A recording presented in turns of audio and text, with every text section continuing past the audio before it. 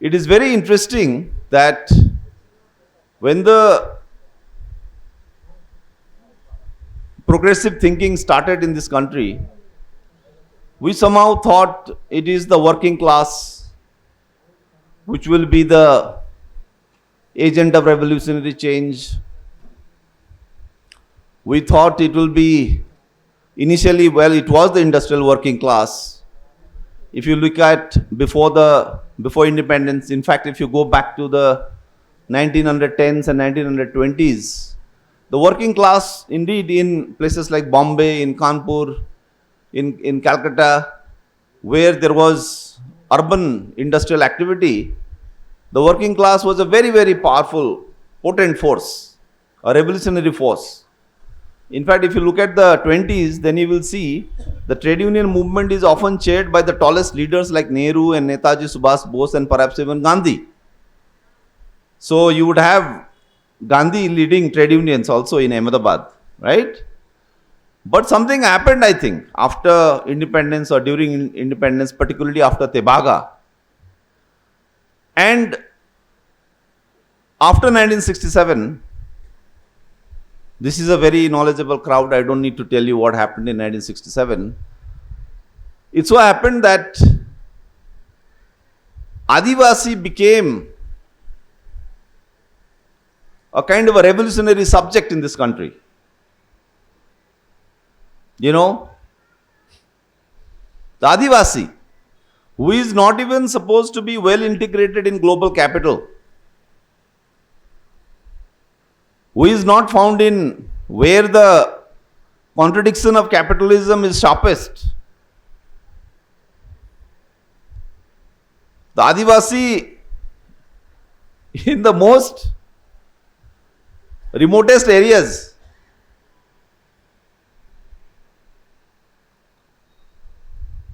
we in Delhi, we have the Forum Against Corporatization and Militarization, and we brought out a report on a very famous revolutionary struggle in the country. I would say the most famous revolutionary struggle in the country going on today. And you know where it is happening? In a place which you don't even know where that place is. Even in the map, Google map, it's not there. In fact, a lot of the places are not there on Google map. I challenge you, even now you take out your phone and check. You check Silgare. So we brought out a report on Silgare, saying Silgare is the place where a new form of revolutionary resistance is going on. Now intellectuals in Delhi said, oh Silgare, ये क्या है, कहाँ है भाई, बताओ, ये क्या भारत जोड़ो यात्रा में है क्या? बोले नहीं, भारत जोड़ो यात्रा में नहीं है ये. Silgare. I might as well just take the names of these places and stop here today, my lecture. You know, I have a written paper here. I hope you have received that paper. And I have titled it, as our comrade just read, as India's constitutional democracy and the violence against Adivasis. And I've tried to see what is it about? The most important question is to understand the very nature and character of India's constitutional democracy. What is the nature of India's constitutional democracy?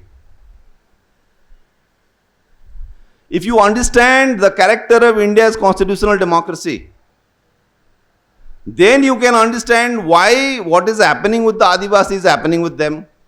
Why what is happening with the Dalits is happening with them. It is not enough to say Adani is doing this. It is not enough to say Modi is doing this. That's why we said, let's understand the character, the class character of Indian parliamentary democracy. Are we wrong in saying that? If you think we have been wrong all this while in talking about them, then let's admit that. Let's pass a resolution. Lot of our fallen comrades were wrong in thinking that now it is a new era.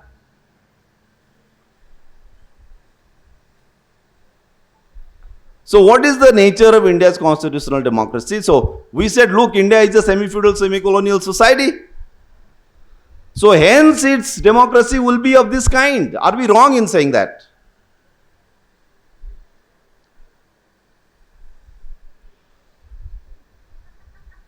So Adani, Modi, earlier Chidambaram, these are the different symptoms of what is already there in place from before. 2014 did not fall from heaven. It was anticipated through a series of neoliberal measures, through a series of securitization. The NIA was already there from before. Do you think NIA came in 2014? You tell me. It's a very knowledgeable crowd.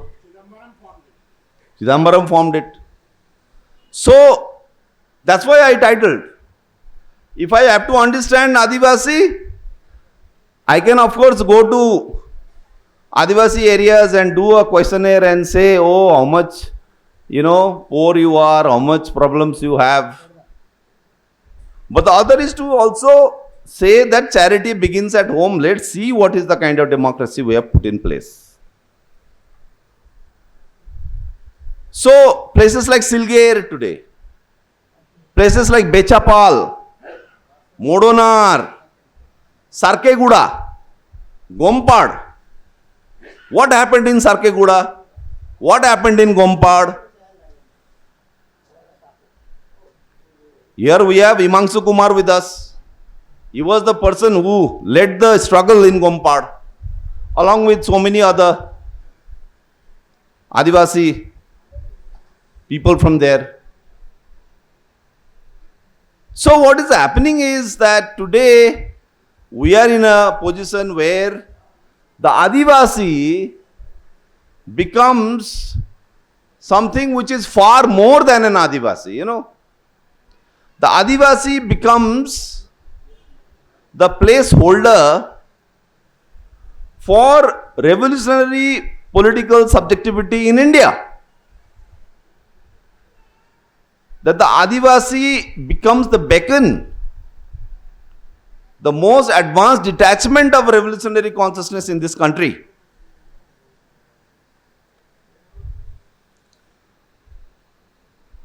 Arundhati Roy used a term.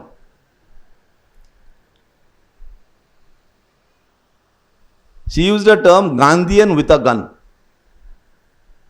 Right? She wrote that. Whether you like it or not, she said, these are Gandhians. These are Gandhians. But Gandhians with a gun. So, that they are something which is there from before. Now, you can agree, disagree with their analysis. I am not agreeing. But you see that Adivasis are not just Adivasis. Arundhati Roy is forced to think of other categories through which you can understand Adivasi. The Adivasi is more than an Adivasi. I say Adivasi is the revolutionary political subject in this country. Which is that if you want to understand the nature of India's democracy, if you want to understand even the nature of Indian capitalism, then you can understand from the kind of practice in fighting this system, in critiquing this system. It is through practice that knowledge comes.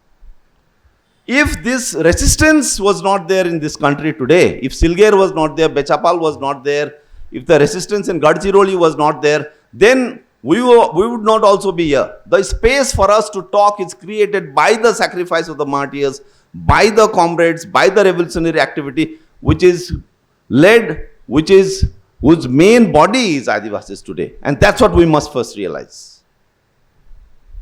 That this space for us to talk like this is created Because there is a practice going on, there is a actual resistance, and through that resistance we are able to get a language and a vocabulary for us to say that okay, the reason why Operation Kagar is used, the reason why Operation Green Hunt is used, the reason why Operation Samadhan Prahar is used is because the Adivasi is challenging, is blocking the very process of accumulation of capital. That the accumulation process of big capital, of big money, which is happening most intensely in mining areas. Because do not forget, mining is an activity which means super profits.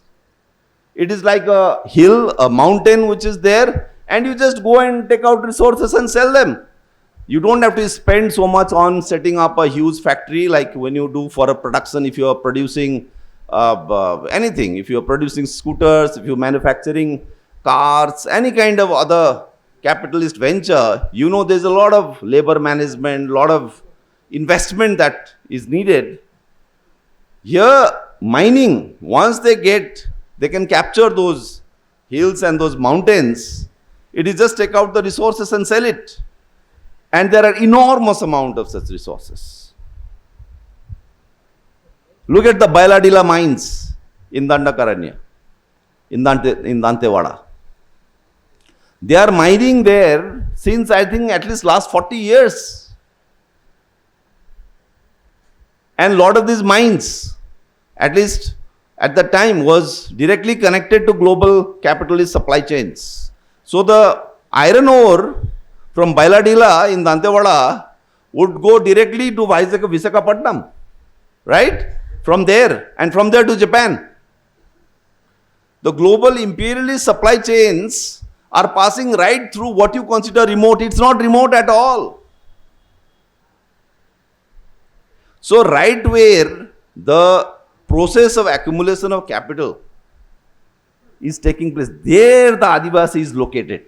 The Adivasi is living under an earth which is full of enormous minerals and mines and resources.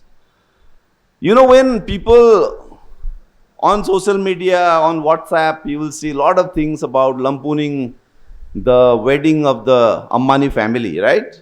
2 months long, 3 months long wedding. And we all love to critique that and say, oh, you know, ये तो अंबानी का देखो कितना पैसा ऐसा शादी कर रहा है 3 महीने लगा के, and lot of, right?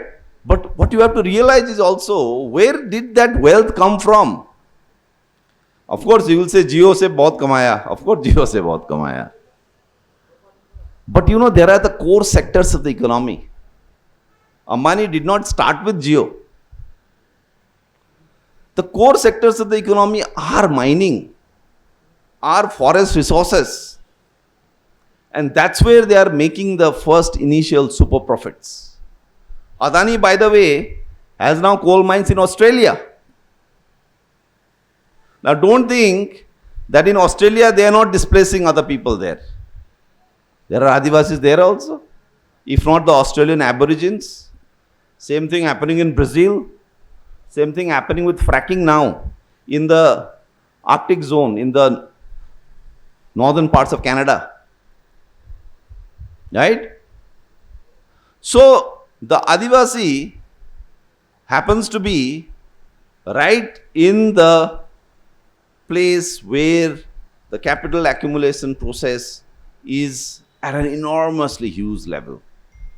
And that's where, when it stops that, when the resistance takes place there, your entire democratic electoral process comes into a crisis. Now come to the electoral bonds. Vedanta, which is having major investments in Adivasi areas in this country, as you know. Today morning we had Professor Manoranjan Mohanty, and he is active in Odisha. And you know how much the Dongria Kond tribals, their mountains and hills full of bauxite, out of which aluminum is made, is captured by Vedanta. Now it turns out that in the electoral bonds, you know to whom Vedanta has given money. To almost all the political parties.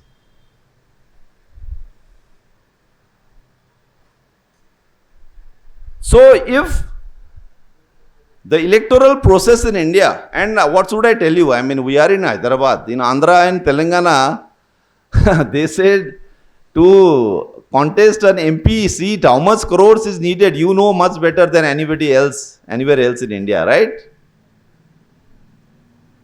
Money is circulating too much in Hyderabad. Some friends, Telugu friends told me, अरे in West Bengal क्या तुम ऐसा MP में तुम 10 करोड़ 5 करोड़ में तुम्हारा MP हो, अरे इधर अंदर तेलंगाना में आओ 50 करोड़ 100 करोड़ है इधर, 100 crore is too less. So, and that's the thing. This money is, where is the source? So if the electoral process is funded through this extreme concentration of capital, that the fact that there is such extreme concentration of capital that funds your electoral process, then what is the character of your constitutional democracy if your elections itself is so deeply tied with such enormous concentration of capital and wealth? And this concentration of capital, that's precisely what the Adivasi is challenging through the resistance, through places like Silger and Bechapal and Sarkeguda and Gompad. And that's why today the Adivasi is more than an Adivasi. That's why the Adivasi today, you can say, I mean, in fact, that's why I also have problems with this term called Jal Jangal Zameen, you know, that the Adivasi is fighting for Jal Jangal Zameen. I have serious problems with this formulation, even though we have fairly accepted it to using it, we use it because it is true that the Adivasi is fighting for their Jal Jangal Zameen. But the point is that in the course of fighting for his own Jal Jangal Zameen, the Adivasi is actually part of a much bigger fight. It is challenging the way your entire system of democracy, your entire system of wealth accumulation, distribution works. And that's why the response to the Adivasi then will be deadly. That's why the response to the Adivasi is not just local police. That's why the way in which the Adivasi resistance is being crushed, those decisions are taken at the highest level of the state. That's why there is Operation Green Hunt. That's why there is aerial bombing. You know, aerial bombing. I mean, you have to be a really deadly enemy for the system to use aerial bombing and drones. Those are extremely expensive warfare technologies. What do you think? You know, the fact that this now Operation Kagar, do you know the budget of Operation Kagar? Astounding budgets. Because you might not realize, but those who are in charge of the system, they know that this Adivasi resistance which you think is क्या है, कुछ नहीं, सिलगर में कुछ नहीं ज़्यादा है, इससे बढ़िया तो हम जंतर मंतर में एक कैंडल लाइट लेके खड़े हो जाते, eminent citizens, no? People like us, sometimes eminent citizens, we go, and that makes a huge news, you know, India Gate, Jantar Mantar, these are in the capital city. Or some celebrities will come and join you. Or some tweet. Sometimes a tweet can shake the government. So you might say that the Adivasi resistance ठीक है, but you know, कुछ ज़्यादा नहीं है उसमें. But when you see the level at which the mobilization is done in order to crush these movements, then you realize that these Adivasi resistances are actually amounting to a lot. And it is able to, through their practice of resistance, it's also giving us a language. It is also giving us a theory, a theoretical perspective to be able to critique what is going on. And this is something, the other point associated with it, I have also pointed out in the paper, is that Operation Kagar, Operation Green Hunt, they are imposing it, but they do not admit that they are doing it. I say, if the Indian political class, and Indian political class means I am including everyone. Today I just saw in the papers, Narendra Modi has tweeted or something, condoling the death of Buddhadev Bhattacharya. Today. So the political class is quite huge. Sometimes the ideological divisions, it creates more confusion. You have to also understand in Marxist terms of the essential unity of the ruling class, the essential unity of the political class. I want to know, if Operation Kagar is happening, if Operation Samadhan Prahar, this kind of a thing, if the Indian political class thinks it's necessary, if it indeed thinks that all these resistance movements are actually terrorism, then let them say it. Let them say, yes, we need Operation Kagar for the defense of the Indian nation. Let them say it. But no, there is not a single debate in Parliament. Why will they not debate in Parliament? They say we are not like Pakistan, we are not like Burma, we are true democracy. In a true democracy, when a state takes a very, very important policy, then it is discussed within the Parliament. Was there ever a discussion that, okay, Operation Green Hunt, should Chidambaram go ahead with it or not? No. And when Chidambaram was asked, he used to deny it. The same thing is continuing today. So this is done in a very, very sly way, that they are not even admitting that this is going on. In fact, when the aerial bombings happened in Chhattisgarh, I was told, and this is of course always has to be based on hearsay, they said that, when this happened, even the state government did not know. This happened directly from Home Ministry. This happened directly from PMO. Even Chief Minister of State did not know. I do not know whether this is true or false. Now he is saying it is true. Chief Minister advisor told him. Right? So, is this how a democracy works? Then Parliament is anyways bypassed. Where is the Parliament of India? To get into Parliament in India, you need more than 100 crores. After spending 100 crores also, what we see is that the Parliament is acting purely in the interests of the big capitalists. There is no democracy, there is no deliberation. It is not even discussed in Parliament. So in fact, one of the things I think, if this House passes a resolution today, and I think there should be a resolution today or tomorrow, one of the things that should be there is that if there are at least, I hear now there are 4 or 5 left members of Parliament. I think there are kitna? 4, 5, 6, I think? 8 leftist members of Parliament. Not just leftist, like Communist Party of India, MPs. They should raise this question, why is Operation Kagar happening in Chhattisgarh? Who decided this? What was the reason behind it? And what is the budget being spent? And what is the reason why this is being adopted? Was there no other way for the government to go ahead? This must be there. This should be our demand. That if you consider this is a true democracy, at least let the opposition leaders raise it. If we think we have no hope from the BJP, then the opposition leaders are there.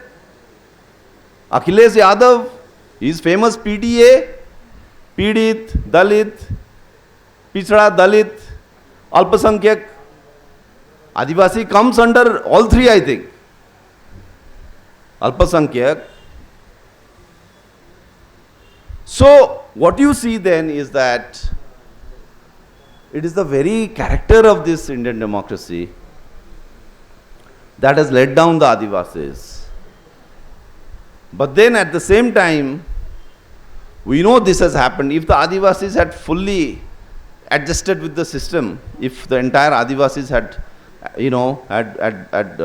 there is a what's called Brahminization or Sanskritization process, and they had gone into the system like that, then maybe, again, as I was telling you, there would not have been this space for us to raise these political questions. But the thing is that Adivasi resistance is very much alive in this country. And I think it is for people like us to take that ahead through civil liberties movement, through civil society initiatives, through media, through academics. This is possible. The last thing I will say, I think maybe it's already 5. Comrade, I think I'm running out of time. Yeah, I'll just take 2-3 minutes. So we brought this report on Silgare. I'll just focus on 1 or 2 points and I'll end there. I went a couple of times to Silgare. I went to Bechapal. I'm sure all of you have also been there. What I saw is that there's a new kind of mass movement which I think has never happened before. Earlier there was this thing that there is the vanguardist kind of movement and then there is the mass democratic movement, right? And we would say that, look, this is a conflict area. And in a conflict area, there are just 2 armed groups fighting each other. A lot of people used to call it the sandwich theory, and the Adivasis are sandwiched. That theory was never true. But if it was not true earlier, today it has been completely repudiated. Because today we finally see that Adivasis are in the midst of that what you call is the conflict situation. Adivasis are leading mass movements there. So earlier during Salvajudum, you had a situation where the villages were uprooted and Adivasis were forced to live in camps, right? That is the classic US imperialist strategy that the US had used in Vietnam, right? Where you remove entire villages and you put them in camps so that the rebels don't get a base. Now what is happening is that the Adivasis are very much there. You don't have to go looking for them in camps. The camps is still continuing, but what is happening is that they are stopping the militarization process in the forests, and Adivasis are doing sit-in protests where they occupy a place and then they sit there and they stay there and it goes on for months. So when the Kisan Andolan happened in Delhi, the Kisan Andolan, in fact you can say the format of the Kisan Andolan is used in a much more revolutionary way in Chhattisgarh. The truth, the potentiality in the Kisan Andolan was actually realized in the Adivasi struggle. In fact, there is also a critique of the Kisan Andolan in Silgare. Right? Because here was a way in which you occupy. There is also a thing called the Occupy movement in the US and all. You occupy a factory. So they occupied their own land over which a road was supposed to pass. Occupy a land on which a CRPF, BSF camp is supposed to be set up. You occupy that land and you stay there. You have women, you have children. You stay there. And there was, of course, a case of firing that was, I think, in 2021, where I think 5 Adivasis were killed, and they set up a permanent site there of protest, of occupy protest. Occupy, they occupy the land. It's, of course, their own land, you know, and that continues. So hundreds of such movements started sprouting wherever there was an attempt by the state, the corporatization that you talk about, right? So there's a huge road, a road which is as wide as this road, this hall. There people have no cars, a few bikes. Why do you need a huge road? Why do you need a 60-foot road, metalled road? And the answer was clear. In the name of development, they are making roads that are actually for those huge dumper vehicles of the mining companies and huge military trucks. So they oppose those trucks. In one case in Bechapal, over the Kotri river, they are stopping the construction of a bridge on Kotri river. There's supposed to be a bridge which is coming up. They said, no, we don't need a bridge here. And again, the bridge was not needed, you know. I mean, in a way it is needed, but it is not needed for the purpose for which they are trying to build. So the Adivasis have a very, very powerful movement in Bechapal. And this is totally a mass democratic movement. Earlier, the critique of the Adivasi resistance in central India was that it is not mass democratic. Now it is mass democratic. And yet, the kind of, you know, attention that we need to give, that has not happened. So these new forms of resistance have come. And I think that's where the crisis for the state, for big capital, has become really intensified. And that's where you see why I think Operation Kagar has come.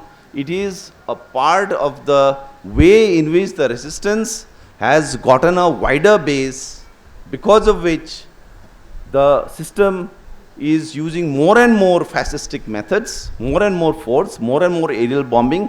Israeli-made weapons are being used, and that is where you see that whenever we talk about the repression in these areas, we should always keep in mind that the resistance is there at a particular stage, and at the same time we also have to see what is the requirement of the resistance. If we don't know where the resistance, at what point it is today, then we will also not be able to know how it can be supported, how can we be part of it, you know.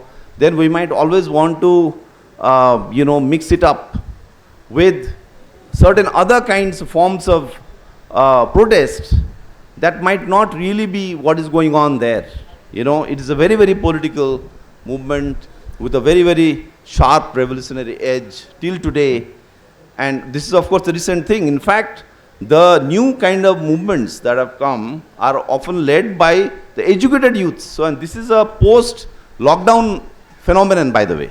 When I went there and they were saying, look, in the lockdown, also a lot of youths, Adivasi youths who were living in the cities, maybe places like Hyderabad, they went back.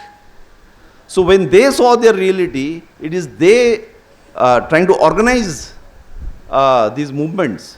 So this is a new kind of so overall you can even say there is a kind of a resurgence within Adivasi society. You know, in fact, let me tell you, I will end with this one reference to a tweet. And this is a tweet I discovered when I went to Chhattisgarh, but it is not from Chhattisgarh, it is by Champai Soren from Jharkhand. You know, when they tried to remove Hemant Soren and put him in jail, right? So then they put, I think Hemant Soren, Champai then was made the chief minister for some time. So Champai Soren had tweeted, and I saw Adivasi youth in Chhattisgarh are sharing the tweet. And I didn't realize that Adivasi youth in those struggle areas are following Champai Soren's tweets. And Champai Soren had said really something very interesting. And also it has some resonance with what Professor Mohanty was saying today in the morning about Adivasis being a civilization. It's a Champai Soren tweet. Is in Hindi. मिस्र के फराओं से लेकर Mesopotamia तक दुनिया की कई सभ्यताएं खत्म हो गई, लेकिन हम बचे हुए हैं क्योंकि हम प्रकृति पूजक है और हर मुसीबत से जूझने का जज्बा रखते हैं। हम दुनिया की सबसे पुरानी जीवित सभ्यता से हैं जिसने कभी किसी का बुरा नहीं कहा, बुरा नहीं चाहा। Right, this of course one I noticed, like the likes and views it has got on Twitter, but then the fact that this tweet would be shared as a screenshot in among Adivasi youth in Chhattisgarh, this is a new kind of consciousness where the Adivasi is, now look at this, I don't know if you followed the Hindi thing, he's saying that the Mesopotamian civilization, the Egyptian pharaohs, even they have collapsed. Vedic society has collapsed, but not we. We are still living. This is the Adivasi civilization. So this is being. Then I realized that there is a.